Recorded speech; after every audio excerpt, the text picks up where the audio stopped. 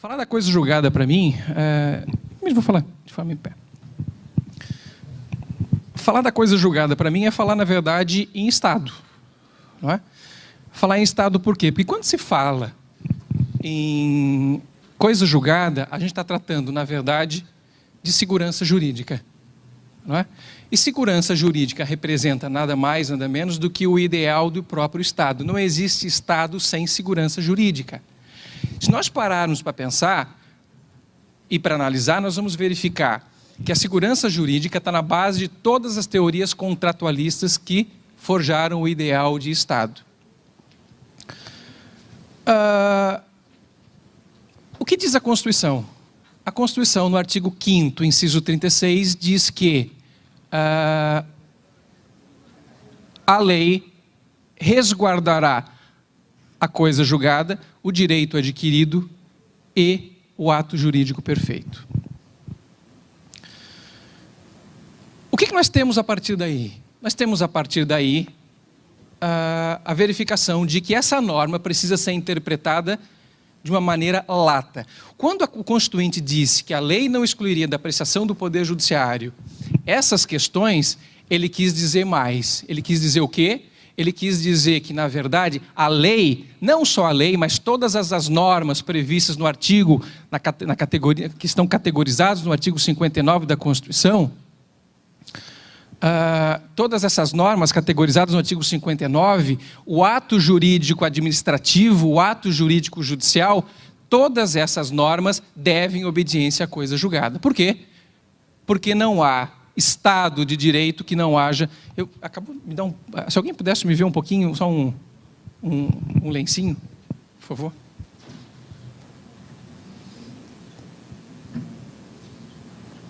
Obrigado. Ok.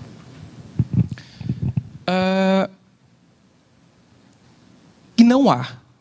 E isso é importante que nós deixamos bastante assentado e claro pelo seguinte, porque nós temos visto hoje um movimento que pretende desconsiderar a coisa julgada fora dos mecanismos legais previstos a essa finalidade. O que é que nós temos? Nós temos mecanismos predispostos à revisão da coisa julgada, não é? E nós vamos tratar delas. É impossível tratar de coisa julgada sem tratar da ação rescisória, sem tratar da querela nulitate, sem tratar da questão agora, que é uma questão nova no Código de Processo Civil, que é a questão da revisão da sentença inconstitucional. Nós precisamos tratar tudo isso. O Código de Processo Civil de 2015, nós podemos dizer que andou relativamente bem. Assume delírio, andou relativamente bem por quê? Porque eu acho que o Código poderia ter avançado mais na questão da coisa julgada. Nós não temos, por exemplo, isso não vai uma crítica aos ideadores do novo Código, longe disso, eu acho que o Código avançou, mas poderia ter avançado mais, não é? O Código poderia ter avançado, por exemplo, na questão da coisa julgada relativamente às ações coletivas, na questão dos limites temporais da coisa julgada, mas efetivamente representou um avanço.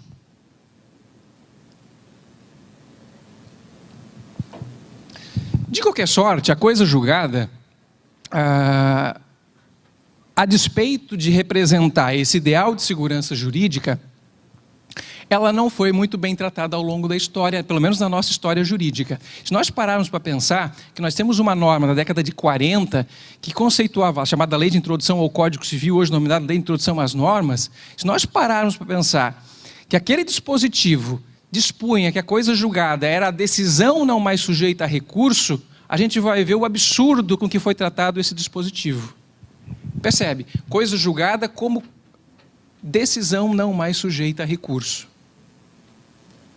Não é? E nós já tínhamos, nós precisamos lembrar disso, que desde a década de 40, as primeiras cogitações de Lima, lá na eficácia e autoridade da sentença, elas datam da primeira para a segunda metade da década de 40, em que ele já dispunha a respeito sobre o que tratava a coisa julgada. Coisa julgada, segundo ele, como qualidade. Mas nós tivemos, a partir da década de 40, algo que disse o contrário. Bom, a coisa julgada é muito inspirado no direito português, a coisa julgada é, na verdade, a própria decisão não mais sujeita a recurso. Com uma confusão manifesta de outros institutos jurídicos, como, por exemplo, trânsito em julgado. O Código de 39 não se aventurou nessa tarefa no que fez bem. E o que nós tivemos na sequência? O Código de Processo Civil de 1973, que, na minha concepção, foi uma lástima ao tratar da coisa julgada. Estamos tratando aqui da coisa julgada material, a gente já vai ver na sequência essa diferenciação. Por quê? Porque já dispunha que coisa julgada material, copiando, Alfredo Buzaide, copiando aquela versão do projeto Mortara ao Código de Processo Civil forjado inicialmente na década de 40, como um dos efeitos da sentença. Não é? Se nós formos ao artigo 469, vai dizer o seguinte, que a coisa julgada representa nada mais, nada menos, do que a eficácia que torna indiscutível e imodificável a sentença de mérito. É isso que dizia. E aí, na doutrina nacional, tivemos o quê? Uma enxurrada de críticas e críticas contundentes a respeito disso. Porque isso, nós precisamos lembrar, não é só uma inconsistência terminológica, é mais que isso. A inadequação desse conceito representou dados deletérios ao estudo da coisa julgada. Mas a coisa julgada avançou. O estudo da coisa julgada no novo Código de Processo Civil, a despeito de não ter avançado como deveria e poderia, representou, na verdade, um avanço. Não é? A começar, nós sabemos todos, que não é função da lei conceituar. Não é? O Código de Processo Civil trata em 7 artigos, do artigo 502 ao artigo 508, esse instituto que é um instituto milenar. Basta que nós lembrarmos, por exemplo, que a coisa julgada, nós já tivemos resquícios do que hoje do que pode ser compreendido como coisa julgada, lá no direito romano. Não é? Na terceira fase do direito romano, na cognitio extra ordinem, não é? No período pós-clássico, nós tivemos, na verdade, um aprimoramento daquilo que se denominava como restitutio in integrum. Não é? É a partir de lá, há mais de 1.500 anos, 1.600 anos, nós temos um estudo sistemático de coisa julgada. E o Código de Processo Civil de 73, tentando copiar ou tentando se arvorar das ideias de Liebman, no que fez mal, identificou coisa julgada como um efeito da decisão. Quando o efeito da decisão, volto a dizer, não é nunca ou quase nunca, como dizia o professor Ovídio Batista, nunca ou quase nunca imodificável. Por que quase nunca imodificável? E aí nós precisamos entrar na célere polêmica que travou com Barbosa Moreira a respeito do que incide a coisa julgada ou do que incidiria a coisa julgada. Se sobre o conteúdo da decisão ou sobre um efeito específico. De qualquer sorte, amigos, é bom que nós entendamos o seguinte, o Código avançou.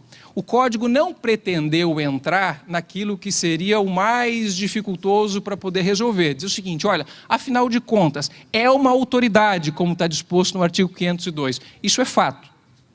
Ninguém discute que a coisa julgada hoje, quando eu digo coisa julgada, estou falando de coisa julgada material, ninguém discute que a coisa julgada material é uma autoridade. E que essa autoridade torna indiscutível e imodificável aquilo que foi pronunciado pelo juiz. Tá certo? Ninguém mais discute isso. Agora, essa autoridade representa o quê?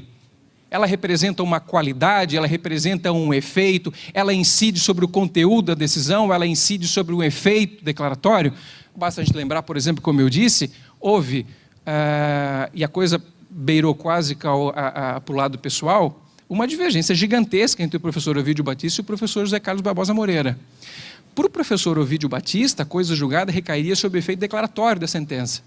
Não é? Algo que para ele era, na verdade, algo dúbio, ou dúplice, na verdade, né? Porque o efeito declaratório, ao mesmo tempo em que está contido na decisão judicial, se espraia para fora da decisão judicial. Esse, para ele, seria o núcleo essencial da coisa julgada. Para o professor Barbosa Moreira, não. Independentemente do conteúdo da decisão, era esse conteúdo da decisão, ou sobre esse conteúdo da decisão, que se estabelecia a autoridade da coisa julgada. O que representou, na verdade, né, um grande avanço. O que nós temos agora? Nós tivemos, na verdade, nos poucos artigos que tivemos, um avanço. E por que um avanço? Porque nós partimos de um avanço terminológico. nós formos no artigo 502 do Código de Processo Civil agora, a gente vai ver que a coisa julgada representa, como diz o Código, uma qualidade.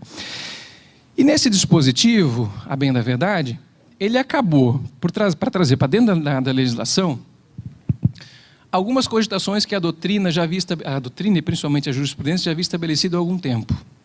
Não é? Primeiro, de que essa autoridade da coisa julgada não recai apenas e tão somente sobre decisão ou sobre sentença de mérito. Se nós formos partir especificamente para uma análise do artigo 502, nós vamos verificar que o artigo 502 não trata mais de sentença, como tratava o antigo Código de Processo Civil, que tratava dos limites objetivos. Não é? Não que isso já não fosse aplicado antes na sistemática, era aplicada. Por quê? Porque já havia, embora hoje seja dado, ou seja estabelecido de forma expressa no novo Código, nós temos sentenças parciais, todos sabem disso. Não é? E essas sentenças parciais, quando não impugnadas no meio do processo, ou quando impugnados e vencidos os recursos predispostos a reformá-la, a anulá-la ou a esclarecê-la, sobre ela vai recair o manto da coisa julgada. E aí? E aí que o Código de Processo Civil, nesse artigo 502, fez bem, modificou. E disse, então, que a autoridade da coisa julgada há de recair sobre a decisão de mérito, não mais sujeita a recurso. Mas, de novo, o Código de Processo Civil parece que tem uma tara, uma cisma, por conta em querer misturar institutos de direito material com institutos que sejam essencialmente processuais. Não que eu estou dizendo que a coisa julgada seja um instituto de direito material, embora haja uma divergência doutrinária, sabemos todos nós, bastante ferrenha a respeito disso.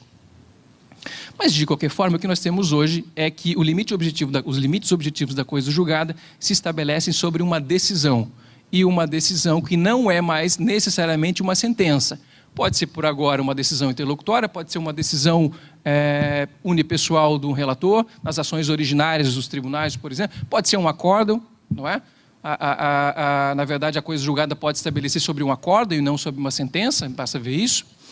De qualquer sorte, esse artigo 502, ele andou bem nesse particular. Por que a doutrina mais moderna fala disso? O professor Fred, por exemplo, diz que a coisa julgada é um efeito jurídico. Com todo respeito ao professor Fred, conhecido, querido, nós não podemos aceitar esse tipo de definição. Ainda que não seja, e ele tem o cuidado de dizer isso, olha, a coisa julgada não é um efeito da decisão, mas é um instituto, aí digo eu, é um instituto do qual recaem efeitos jurídicos. Aí sim. A Juliana já está apontando aqui, faltam 15 minutos, é isso? Tá, prometo ser mais breve. É um instituto do qual recaem efeitos jurídicos. Quais efeitos jurídicos? A indiscutibilidade e a imutabilidade de uma decisão de mérito, num primeiro momento. E por que num primeiro momento? Porque o Código agora parece estabelecer, e parte da doutrina estabelece isso, dedica isso, sustenta isso, que também decisões agora processuais poderiam ostentar esse tipo de qualidade. Eu questiono isso. A gente vai trabalhar isso mais à frente. O que eu prefiro estabelecer é o seguinte: a coisa julgada é efetivamente um instituto jurídico, e desse instituto jurídico, como é natural, recaem efeitos jurídicos, dos quais, evidentemente, os mais patentes sejam a indiscutibilidade e a imutabilidade. Com a ressalva que sempre do meu ídolo, e quando eu fizer referência demais ao professor Ovídio Batista, vocês, por favor, tenham um pouco de complacência, porque o professor Ovídio Batista foi, para mim, ao lado do professor Barbosa Moreira, certamente o maior expoente do processo civil brasileiro, em se tratando de coisa julgada, particularmente. O professor Ovídio Batista diz o seguinte: olha, nós temos uma redundância nisso. É errado nós falarmos que os efeitos da coisa julgada, enquanto instituto, sejam a indiscutibilidade e a imutabilidade. Isso é equivocado. O professor Ovídio diz o seguinte: o que há, na verdade, é a indiscutibilidade. E por conta dessa indiscutibilidade, evidentemente, nós não temos a modificação daquilo que foi estabelecido na sentença, como a lei do caso concreto. Bom, e quando eu digo que o Código, na verdade, estabeleceu e avançou, e efetivamente ele avançou, embora eu acho que poderia ter avançado mais, Ele deixa claro, embora não de forma explícita, e não com relação aos limites objetivos da questão principal, mas os limites objetivos da questão prejudicial, previsto no artigo 503, parágrafo 1º, fica claro agora, embora, volto a dizer, a doutrina e a jurisprudência já dissessem isso, mas o Código preferiu optar por uma linguagem técnica, e no que eu acho que andou bem, o Código diz o seguinte, olha, ele parte do pressuposto explícito de que não há formação de coisa julgada onde haja rarefação de cognição. Ou seja, a coisa julgada é fruto de deve ser fruto de um debate espontâneo, amplo e irrestrito. Não há formação de coisa julgada, ou não deve haver formação de coisa julgada, onde haja restrição à cognição. Seja cognição relativamente às matérias a serem estabelecidas, sejam restrições relativas à prova. E aí nós vamos ter vários tipos de demanda, por exemplo, onde ocorrem as chamadas exceções reservadas por um contraditório diferido ou um contraditório eventual, não é? Naquilo que o Código andou copiando aí, no que andou bem, dispositivos italianos, principalmente algo relacionado aos procedimentos de injunzione italiano, embora numa medida mais modesta, evidentemente, mas andou bem e previu uma série de mecanismos onde haja agora causas de contraditório reservado e diferido. Nessas hipóteses, evidentemente, não pode haver formação de coisa julgada. Tá?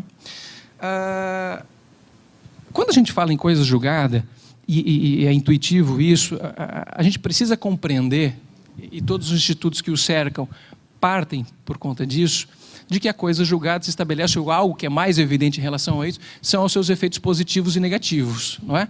Quando a gente fala, por exemplo, em efeito negativo da coisa julgada, a gente está dizendo o seguinte, olha, a coisa julgada impede que um juiz subsequente decida aquilo que o juiz anterior haja estabelecido como a lei do caso concreto. Isso é verdade. Mas a gente ouvida, e normalmente esquece, que a coisa julgada, por vezes, assume um efeito positivo no processo. Um efeito positivo que, por vezes, é mais importante que o efeito negativo. Basta lembrar, por exemplo, que algumas questões são pressupostas ao julgamento de uma demanda posterior. Se nós pensarmos, por exemplo, numa ação de alimentos, não é? Em que o juiz do segundo processo há de levar em consideração a paternidade que foi estabelecida pelo primeiro, isso fica bem claro e evidente, e patente, eu diria até, de que o efeito positivo da coisa julgada é até mais importante ainda do que a exceção de coisa julgada que pode ser oposta pelo réu. Não é?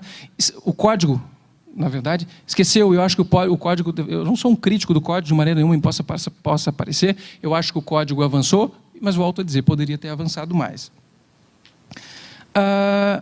Eu acho que o Código, nós sabemos todos que existe no Congresso Nacional um projeto de Código de Processo Civil Coletivo. Não é? E nesse Código de Processo Civil Coletivo, há um capítulo específico a respeito da formação de coisa julgada, que certamente é um sistema de formação de coisa julgada diferente do sistema de formação de coisa julgada da ação individual, aquela em que leva em consideração o direito subjetivo. E nós precisamos levar isso em consideração por conta do quê?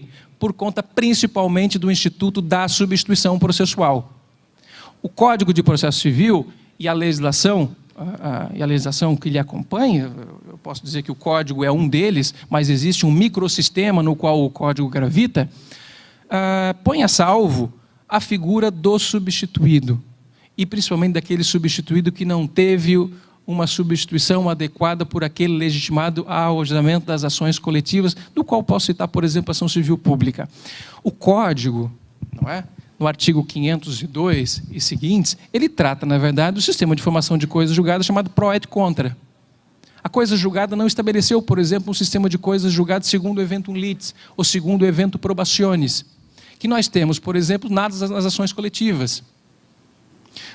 Não quero cansá-los, mas só para fazer uma ressalva bastante breve, a coisa julgada segundo o eventum litis é aquela que se forma só quando o pronunciamento de um determinado julgado se dá em razão de um determinado pronunciamento de procedência, ou de procedência, normalmente de improcedência. Quando há improcedência, normalmente não se estabelece coisa julgada. E o sistema de coisa julgada segundo o eventuality se estabelece quando a demanda é julgada improcedente, normalmente por ausência de provas. Eu acho que o código poderia ter avançado nisso e poderia ter avançado como norma a funcionar como fonte subsidiária às demais normas de lege lata, mas como de lege ferenda também. Não é? Basta ver, por exemplo, a questão do mandado de segurança. Um caso emblemático nesse sentido. Eu acho que o código avançou, de novo, mas eu acho que aqui cabe a interferência legislativa posterior para que a gente possa suprir essa lacuna. A gente não pode falar de coisa julgada agora à luz de outros institutos que foram, eu não diria inaugurados, mas que foram robustecidos agora pelo novo Código de Processo Civil. Como é que se convenciona, como é que se embrinca coisa julgada com negócio processual? E vocês sabem que os negócios processuais agora têm ensejado uma efusiva literatura a respeito. Alguns dizendo, olha, nós temos que levar as normas relativas às convenções processuais aos mais altos pontos, porque nós devemos resguardar o interesse, o direito à liberdade e à autodeterminação das partes, e outros que dizem o seguinte, olha, bom, negócio processual só naqueles casos em que se admite direito disponível ou transacionável. E aí? Como é que a gente faz isso com relação à coisa julgada? Como é que se estabelece uma relação entre coisa julgada e negócio processual? É dizer o seguinte, pode haver uma negociação processual estabelecendo a não incidência de coisa julgada de uma determinada decisão? Ou pode ser relevada uma decisão já transitada em julgada dentro do processo? A doutrina se divide, evidentemente, como deveria de ser. E o que nós temos? Nós temos, claro, uma corrente mais liberal e nós temos uma corrente mais conservadora. O professor Eduardo José da Fonseca, por exemplo, entende que não. Magistrado, entende que não, diz o seguinte, olha, a coisa julgada, na verdade, representa um ideal de segurança jurídica que escapa ao interesse das partes. Então, as partes, ainda que sejam as beneficiadas no primeiro momento da coisa julgada, não poderiam abrir mão daquela coisa julgada. O professor Fred, por exemplo, diz o contrário. Ora, o que impediria, por exemplo, uma parte que se beneficiaria de uma situação de coisa julgada de abrir mão em detrimento de outros interesses no processo? E digo a vocês, meditei muito a respeito disso e não é uma questão fácil de ser decidida. Principalmente diante dos casos concretos para quem litiga no foro. É muito difícil. Eu devo dizer a vocês hoje que estou mais inclinado a uma posição mais liberal. E digo por quê. Eu acho que a convenção processual atípica, todos sabem que já haviam convenções processuais pontuais no Código de Processo Civil, relativamente à prova, relativamente a outros negócios, a competência também. Mas o Poder Judiciário, e acho que falo com autoridade porque faço parte dele, com a devida vênia, eu acho que o Poder Judiciário deve parar de compreender os jurisdicionados como débeis mentais. É dizer o seguinte, olha, as partes têm o poder e a liberdade de convencionar aquilo que querem no processo. Senão a gente chega daqui a pouco num diálogo de surdos. É dizer o seguinte, olha, isso vale fora do processo, já no processo não vale. Isso vale ontem, já não vale hoje. O que vale hoje já não vale amanhã? Então, pessoal, a mim causa uma complexidade muito grande imaginar o seguinte, imaginar que um juiz possa dizer o seguinte, olha, o senhor não tem condições de decidir isso, ainda que isso venha em seu exclusivo benefício.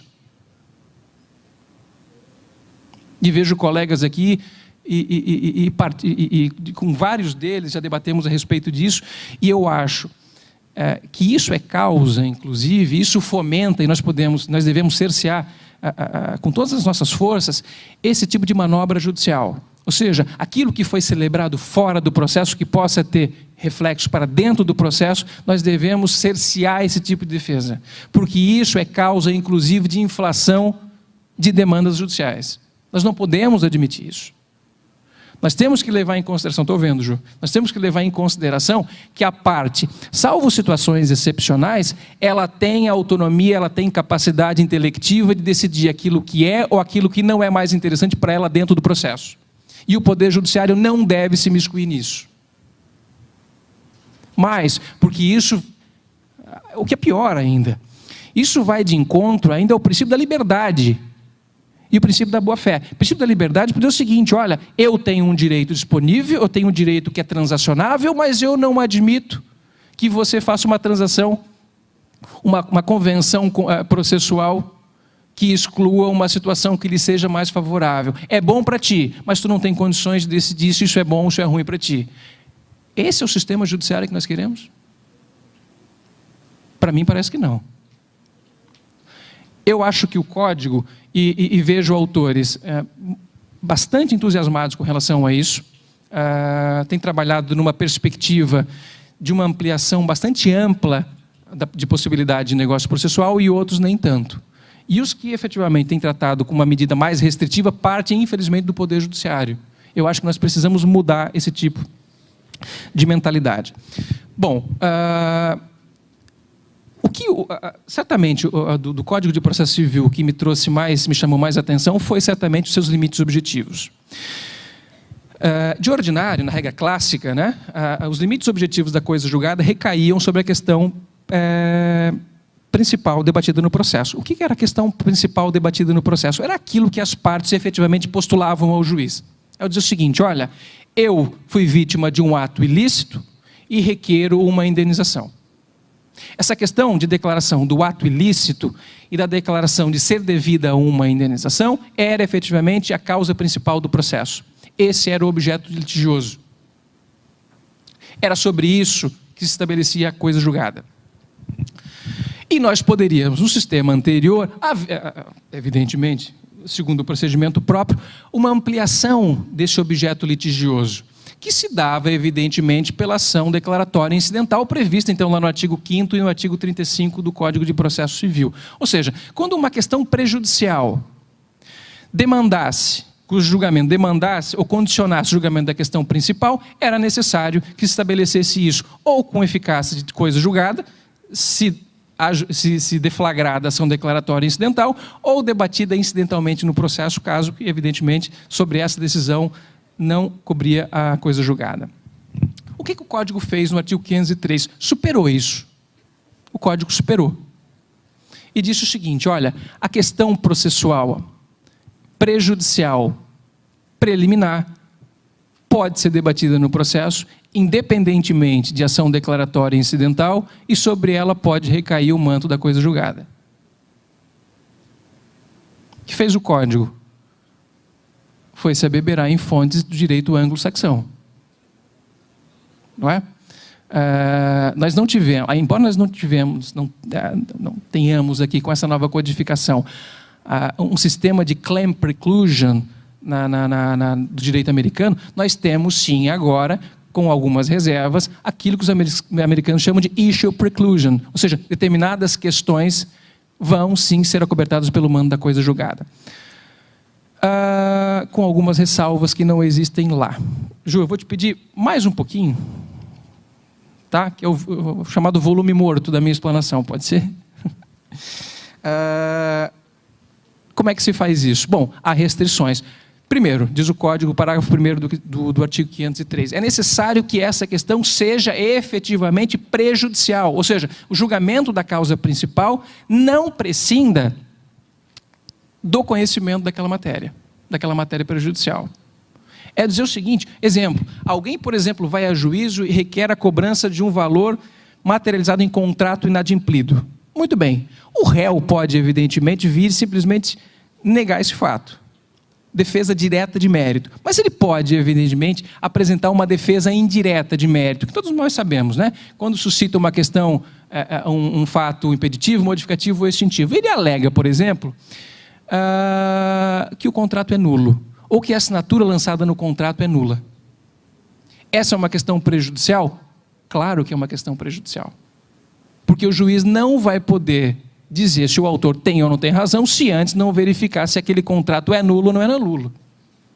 Não é? Isso se dava antes, como eu disse, por meio de uma ação declaratória incidental ou incidentalmente no processo, a depender da formação da coisa julgada em um outro caso. Nós não temos mais isso agora. O que nós temos? Nós temos o seguinte, olha, isso pode ser debatido no processo e esse aqui que é a questão.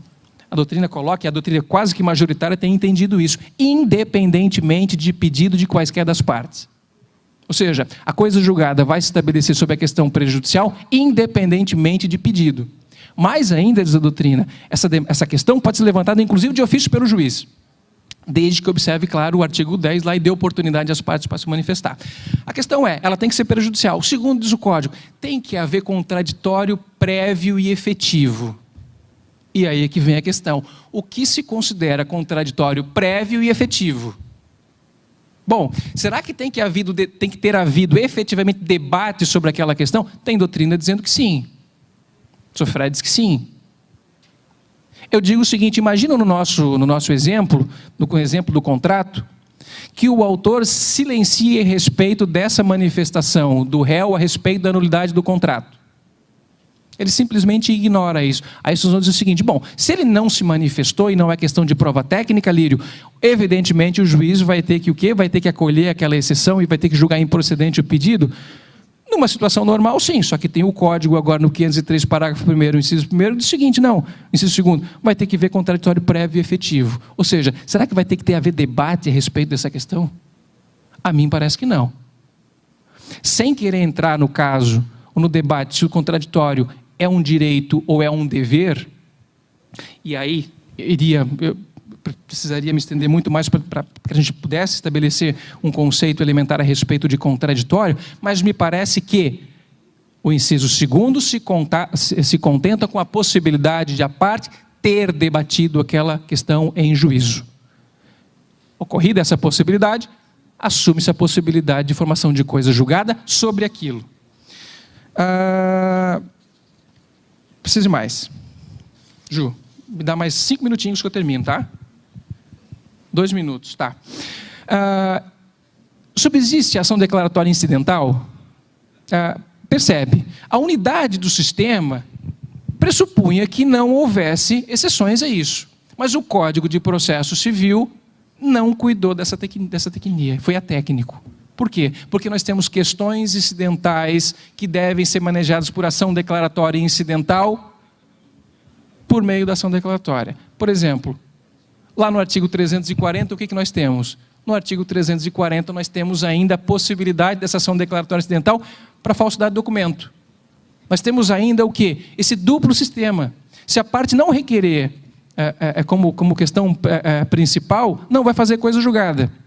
Agora, se ela postular como questão principal, vai fazer coisa julgada. De qualquer forma, eu não vejo a doutrina se manifestar a respeito disso, mas em uma e outra situação, caso se estabeleça a coisa julgada sobre isso, me parece, eu como magistrado faço, é que se estabeleça, além da questão principal, também a questão prejudicial no dispositivo da sentença, para que não se surtam dúvidas, não nesse processo, mas principalmente em outros processos, onde o efeito possível da coisa julgada há de ser observado.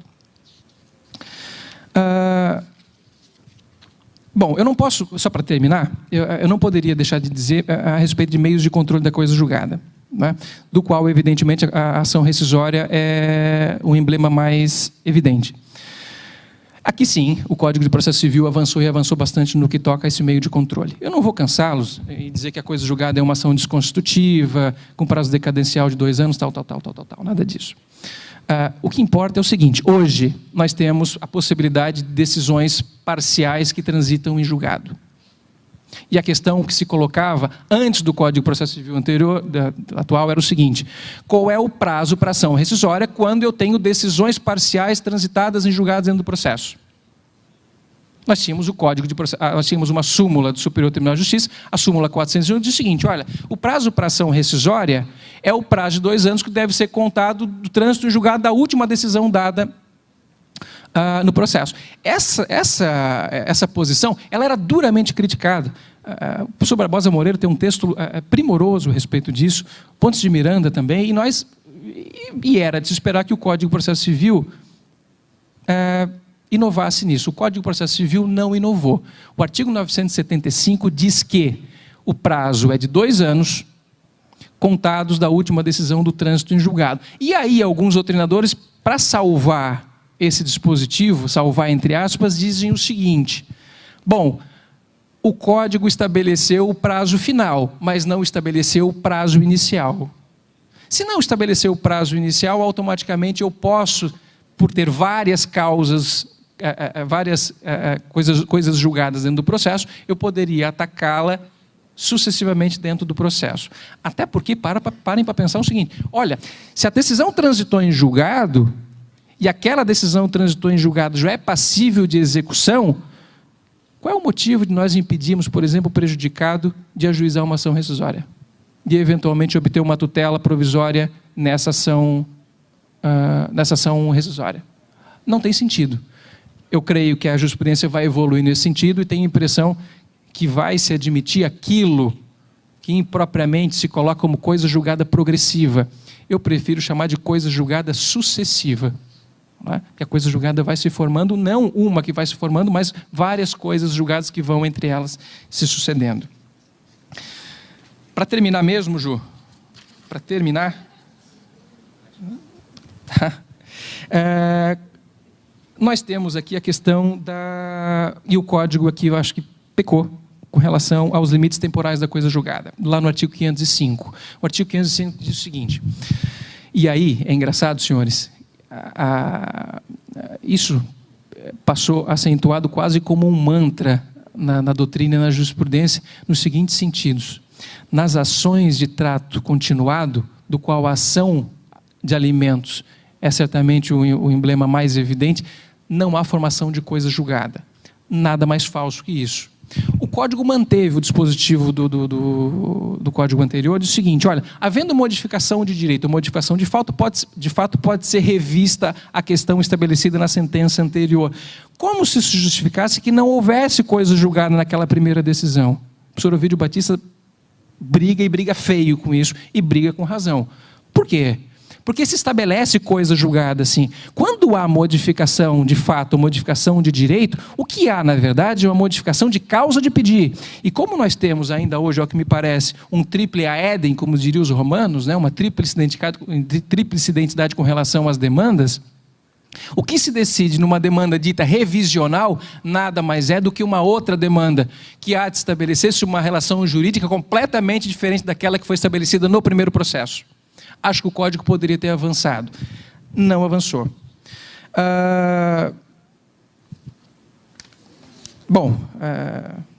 Falar tão pouco tempo é tão ruim, né? Eu gostaria de falar sobre coisa julgada muito mais, e eu tenho sempre um poder de síntese muito ruim. Só, agora mesmo, a última vez, só com relação a um fato que o código não trouxe. O código não trouxe, mas que a gente... Ju, prometo mesmo, é 30 segundos. Que é o seguinte, que é o conflito de coisas julgadas. Como é que acho que o código poderia ter trazido? Olha, se nós temos um conflito de coisas julgadas, como é que esse conflito se resolve? Bom, nós temos o artigo 966, lá do Código de Processo Civil, que trata da ação rescisória, que diz que é causa de ação rescisória a demanda que viola anterior coisa julgada. A questão que se coloca é, o que acontece quando essa segunda coisa julgada, ou sobre essa segunda causa julgada, não cabe mais ação rescisória, porque já passado o prazo decadencial de 2 anos? O que vai valer? A primeira coisa julgada ou a segunda causa julgada? A segunda coisa julgada. Nós temos, de novo, uma questão de autoindagação. A questão não é nova, a questão é antiga. O professor Leonardo Carneiro, por exemplo, diz que vale a primeira, seguindo a orientação, uma doutrina já antiga de Pontes de Miranda. Pontes de Miranda diz o seguinte, olha, como a sentença é a lei do caso concreto, não é? E se nós temos uma analogia aqui entre lei e ato judicial que faz às vezes é natural que a segunda coisa julgada revogue a primeira. É razoável. A professora Teresa Rudalvin, o professor Nelson Neri, determinam que vale a primeira. E que vale a primeira porque, na verdade, não haveria interesse jurídico no ajuizamento da segunda demanda porque já havia coisa julgada na primeira. Aí vamos dizer o seguinte, olha, não há processo, não há sentença. Nós temos ali, na verdade, um não ato. Bom, esse entendimento com a devida vênia me parece que não pode ser aceito. E não pode ser aceito pelo seguinte, as causas que demandam ajuizamento de ação rescisória dizem respeito a decisões existentes, embora nulas. A gente precisa lembrar que a coisa julgada, a eficácia sanatória da coisa julgada, ela nulifica todas as nulidades, ressalvadas as nulidades de maior envergadura. a ensejar, por exemplo, a que a gente possa entender que há efetivamente uma decisão existente, embora nula, que deixa de ser nula depois do prazo de 2 anos. Então, me parece, com a devida vênia, que, costumeiramente, a razão esteja com Leonardo Carneiro e, mais propriamente ainda, com Pontes de Miranda.